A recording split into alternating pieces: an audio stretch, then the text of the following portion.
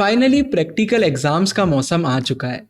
मुझे पता है आप एक्साइटेड भी हैं, साथ में थोड़ा सा टेंशन में भी हैं, क्योंकि आपको नहीं पता कि प्रैक्टिकल एग्जाम वाले दिन आखिर क्या होता है।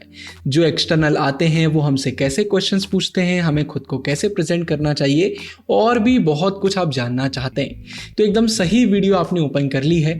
आज की वीडियो में सब कुछ मैं आपको बताऊंगा कि प्रैक्टिकल वाले दिन क्या होता है, उस दिन कौन से हमें एटिकेट्स फॉलो करना चाहिए, खुद को कैसे प्रेजेंट करना चाहिए, सब कुछ मैं आपको बताने वाला हूं। तो वीडियो को एंड तक देखिएगा। वीडियो को सीधा चालू करते हैं।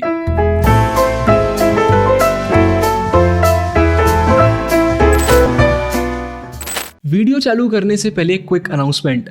15 जनवरी 2025 से हमारी class 12 political science and history की लाइव क्लासेस 2.0 चालू हो रही हैं। ज़रूर से एनरोल कर लीजिए।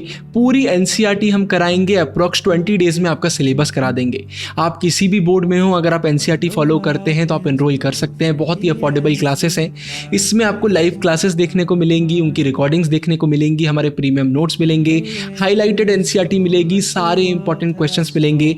24/7 आप हमसे कनेक्टेड रहेंगे। आपको टेलीग्राम पर प्रीमियम ग्रुप्स भी देखने को मिलेंगे, जहां बच्चों के साथ भी आप बात कर सकते हैं, अपने डाउट्स पूछ सकते हैं, और हम तो कनेक्टेड आपसे रहेंगे।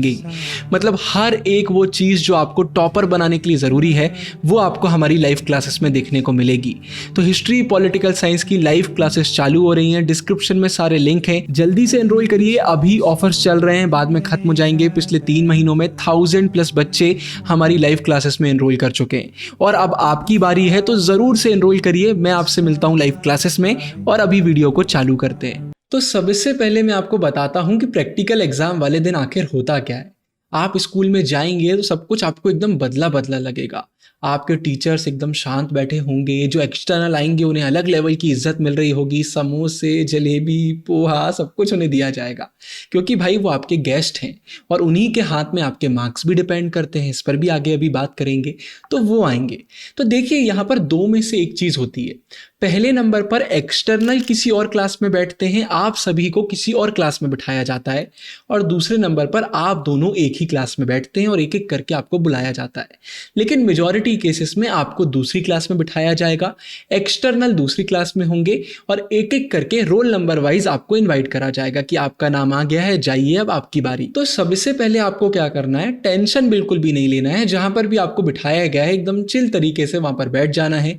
जो भी आपकी फाइल है उसका बहुत अच्छे से आपको रिवीजन करना है। एक एक पेज बहुत अच्छे से देखना है, आराम से बैठना है। जो बच्चे आ रहे हैं उनसे थोड़ा सा आइडिया लेना है कि कैसे क्वेश्चन पूछे गए, क्या पूछा गया, सब कुछ आप उनसे पूछ सकते हैं, लेकिन पैनिक करने की जरूरत नहीं है। इसके बाद जब आपका नेम कॉल आउट करा जाए कि अब आपकी बारी है, तो डरना नहीं है। एकदम आराम से उठना है, दूसरे रूम की तरफ आगे बढ़ना है, और आगे बढ़ने के बाद एकदम बुलंद आवाज में आप बोलेंगे, मे आई कम इन सर, मे आई कम इन मैम। मतलब आपकी आवाज में पॉजिटिविटी झलकना चाहिए, कॉन्फिडेंस झलकना चाहिए, और एक स्माइल के साथ आप अंदर जाएंगे, भले ही अंदर से आपको कितना भी डर लग रहा हो। उसके बाद वहां आपके एक्सटर्नल बैठे होंगे, सामने आपको बैठने के लिए बोला जाएगा।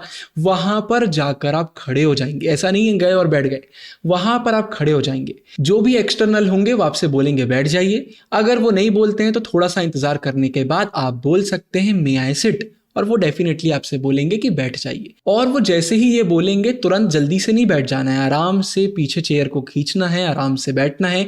ज़्यादा नॉइसेस क्रिएट नहीं करना है चेयर की, वो अच्छा नहीं लगता है।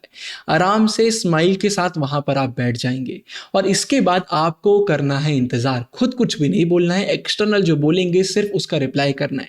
ओवर स्मार्ट बनने की ज़रूरत नहीं है कि मेरा ये टॉपिक है, वो टॉपिक है। एक्सटर्नल को सब कुछ पता है, तो जो वो आपसे बोलेंगे वही आपको उन्हें बताना है। अब देखिए, छोटी छोटी चीजें हम करेंगे और इससे बहुत इंपैक्ट पड़ता है। सबसे पहले अगर वो आपसे आपका इंट्रोडक्शन पूछते हैं तो आप अपना इंट्रोडक्शन देंगे। अगर वो फाइल का टॉपिक पूछते हैं तो वो आप बताएंगे। कोई भी ऐसी चीज़ आप उन्हें नहीं बताएंगे जो आपसे पूछी नहीं गई है।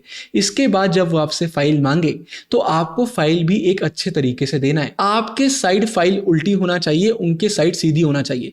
मतलब उन्हें ऐसी फाइल मत देना कि फाइल लेने के बाद उन्हें उसे सीधा करना पड़े।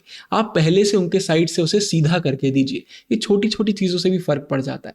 उन्हें फाइल दीजिए, बैठ जाइए, और इसके बाद फिर देखिए कि वो आपसे क्या पूछ रहे हैं और उसको फिर आप आंसर करेंगे। अब यहां पर यह भी याद रखिए कि अगर आप इंग्लिश मीडियम के हैं तो आप इंग्लिश में आंसर करेंगे, हिंदी मीडियम के हैं तो हिंदी में करेंगे। हाँ, अगर आप इंग्लिश मीडियम के हैं लेकिन एक्सटर्नल हिंदी बोल रहे हैं, हिंदी में क्वेश्चन पूछ रहे हैं, तो फिर थोड़ी बहुत आप हिंदी यूज़ कर सकते हैं। लेकिन फिर भी आप जिस मीडियम के हैं उसी लैंग्वेज में अगर आप बात करेंगे तो अच्छी बात है। ये आपको करना चाहिए और आपको थोड़ा-सा ना प्रिपरेशन करना चाहिए। कई बार तो ऐसा होता है वो आपसे फाइल से क्वेश्चन पूछते हैं, ज़्यादातर यही होता है कि आपके फाइल का जो टॉपिक है उसी से क्वेश्चन पूछे जाएँगे। लेकिन कई बार जैसे उन्होंने आपसे 1-2 क्वेश्चन पूछे और वो क्वेश्चन आपसे नहीं बना, तो कई बार वो ये भी बोल देते हैं कि पूरे चैप्टर में से या फिर पूरी बुक में से कौन सा ऐसा टॉपिक है जो आपसे बनता है, बताओ। तो फिर आपको प्रिपरेशन करना है कि अगर वो पूरी बुक से पूछते हैं तो कौन से चैप्टर का नाम आप बताएंगे, अगर वो टॉपिक पूछते हैं तो कौन सा टॉपिक आप बताएंगे। वो कुछ भी पूछ सकते हैं लेकिन ज्यादातर केसेस में सिर्फ फाइल से क्वेश्चन पूछे जाते हैं, ये आपको पता होना चाहिए। तो ये हमेशा याद रखिए। और यहाँ पर एक और स्मार्ट मूव आप ये करेंगे कि हड़बड़ा के आंसर नहीं देना है। चाहे वो कोई भी क्वेश्चन पूछे, आपसे कितने अच्छे से भी क्यों ना बनता हो, 1 सेकंड का पॉज लेना है, फिर आंसर करना है। ऐसा लगना चाहिए कि आप सोच कर आंसर कर रहे हैं, उससे अच्छा इंप्रेशन पड़ता है।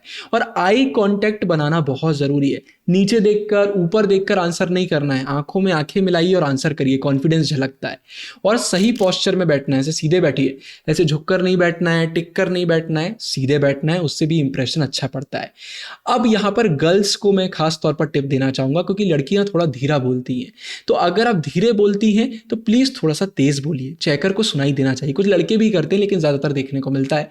तो अगर आप तेज़ बोलते हैं बहुत ज़्यादा तो धीरा कर लीजिए, बहुत धीरे बोलते हैं तो थोड़ा सा तेज़ कर लीजिए। अपने घर में किसी को सामने बिठा लीजिए और उनसे पूछिए कि मेरी आवाज़ क्लियरली सुनाई दे रही है या फिर नहीं दे रही है। क्योंकि क्या होता है, अगर चेकर को आपकी आवाज़ सुनाई नहीं देगी ना तो फिर अच्छा नहीं लगता है। अब कई बार उल्टा ये हो जाता है कि आपको चेकर की आवाज़ सुनाई नहीं देती, वो धीरा बोलते हैं।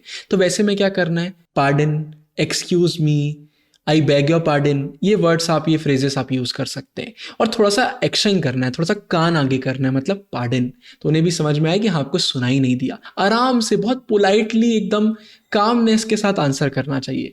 अब अगर आपसे कोई क्वेश्चन का आंसर नहीं बना तो यहाँ पर फिर से होशियारी नहीं करना है कि सर आप मुझसे वो वाला क्वेश्चन पूछ लीजिए, वो मुझसे बनता है, या उन्होंने कोई टॉपिक पूछा तो वो तो आप बता रहे हो, उसके अलावा कुछ और भी आप बता रहे हो। होशियारी नहीं करना है।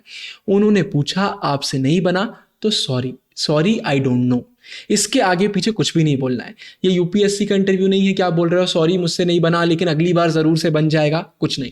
Sorry sir, sorry ma'am, I don't know, बस इतना बोल के आपको चुपचाप बैठ जाना है। और अगर लाइन से 1-2 क्वेश्चन भी नहीं बनते तो घबराना नहीं है, उसके बाद एकदम कॉन्फिडेंस के साथ आंसर देना है।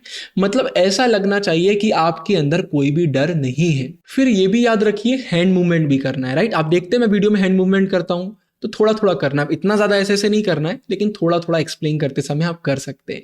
ये आपको करना है, आराम से उनसे बात करना है। और फिर ये क्वेश्चन आपके दिमाग में आता है कि वो फाइल से पूछते हैं नहीं पूछते, मैंने पहले बताया, सबसे पहले वो आपकी फाइल से ही क्वेश्चन पूछते हैं। अब हाँ, अगर आपने फाइल में कोई ऐसा टॉपिक सिलेक्ट कर लिया है जो उनसे बनता ही नहीं है, मतलब जो एकदम ऐसा टॉपिक है जिसके बारे में उन्हें ज़्यादा नॉलेज नहीं है, तो फिर वो आपके चैप्टर से पूछ सकते हैं। तो सबसे अच्छा तरीका ये है, अपनी फाइल को बहुत अच्छे से कर लो और अपने चैप्टर्स का भी थोड़ा बहुत रिवीजन कर लो। और स्टार्टिंग में जब 1-2 लोगों का हो जाएगा, अगर आप अनलकी हैं तो आपका पहला रोल नंबर होगा, लेकिन अगर आपका नहीं है, थोड़े से आप लकी हैं, तो उनसे तुरंत पूछो कि वो फाइल से पूछ रहे हैं या फिर बुक से पूछ रहे हैं, उससे आइडिया लग जाता है। तो फिर उसके बाद कोई दिक्कत नहीं होती है। कुछ स्कूल में एक्स्ट्रा चीज़ें भी करवाई जाती हैं, पावर पॉइंट प्रेजेंटेशन करवा लिया जाता है या कोई और चीज़ करवा ली जाती है, तो उसके लिए भी प्रिपरेशन आपको अच्छे से करना है। तो बस ये सिंपल सा तरीका आपको फॉलो करना है।